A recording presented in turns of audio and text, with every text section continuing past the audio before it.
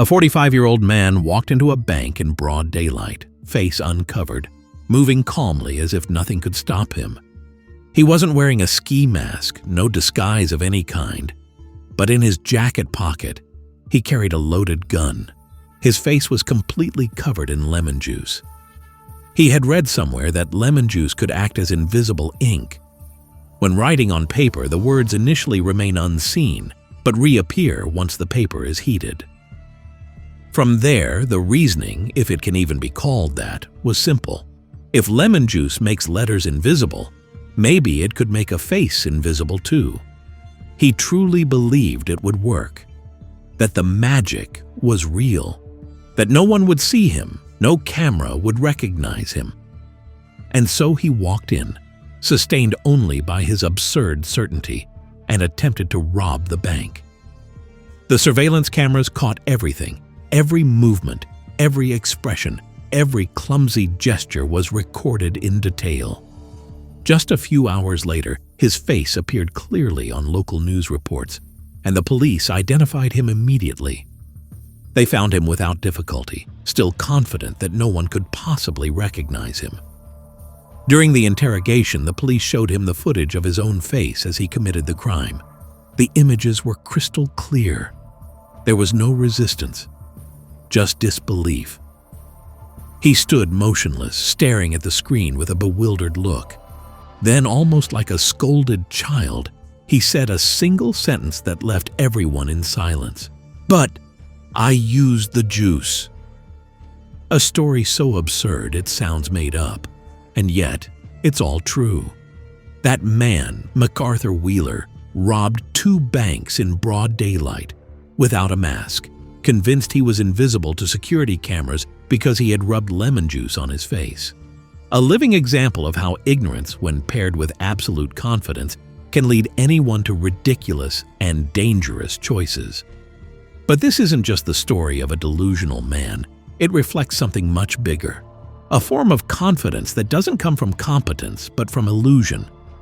And it's precisely from this event that 2 American psychologists at Cornell University launched a reflection that would become timeless.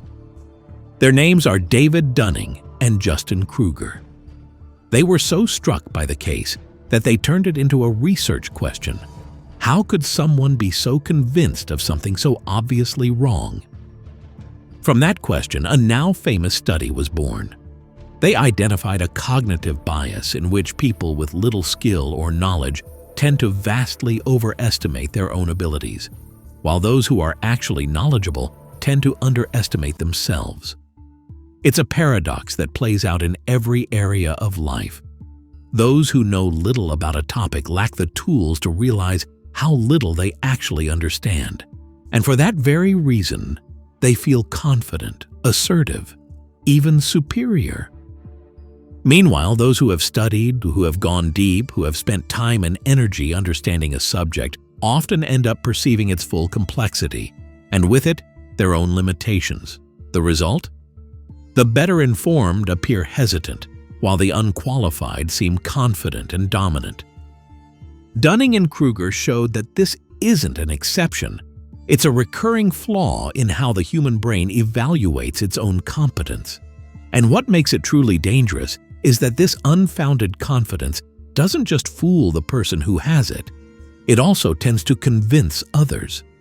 Because in many situations, the person who speaks with more confidence is perceived as more credible, even if they're talking nonsense. The study was published in 1999 under a title that almost sounded ironic: Unskilled and Unaware of It. And since then, the Dunning-Kruger effect has become a crucial reference point in understanding how ignorance often wears the mask of certainty. And yet, what they discovered wasn't entirely new. It's the modern face of a problem that has existed for millennia. Long before psychology, philosophy had already noticed the same pattern. Those who know little tend to overestimate themselves, while those who truly understand become increasingly aware of their own uncertainty. And that's exactly where the real reflection begins, one that transcends time.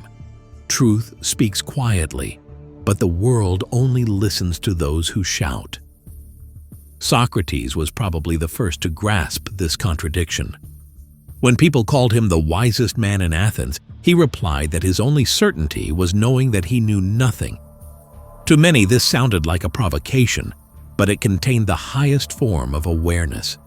A philosopher who admits his own ignorance doesn't surrender to not knowing. He uses it as a starting point for genuine inquiry. It's not weakness, it's clarity. And that's precisely why the truly wise often become invisible. They speak cautiously, express themselves with care, and avoid oversimplifications. In a world that demands quick answers, those who think and speak slowly are excluded from the conversation. The figure of Socrates, who lived in the 5th century BCE, wasn't that of a teacher handing out truths, but of a man who asked questions. His philosophy was passed down by Plato and Xenophon, who portrayed his ability to disarm anyone with a single well-placed question. He would question sophists, politicians, and poets, and shake them by simply revealing how little they actually knew about the subjects they claimed to master. His death sentence was also the silencing of a voice that exposed the arrogance behind every certainty. But he wasn't the only one. Confucius, on the other side of the world in 5th century BCE China, stated that true knowledge lies in the ability to recognize what one does not know. In his teachings it reads, "He who knows how to speak does not speak. He who speaks does not know how to speak." He wasn't calling for silence, but for restraint. A kind of restraint the modern world has lost.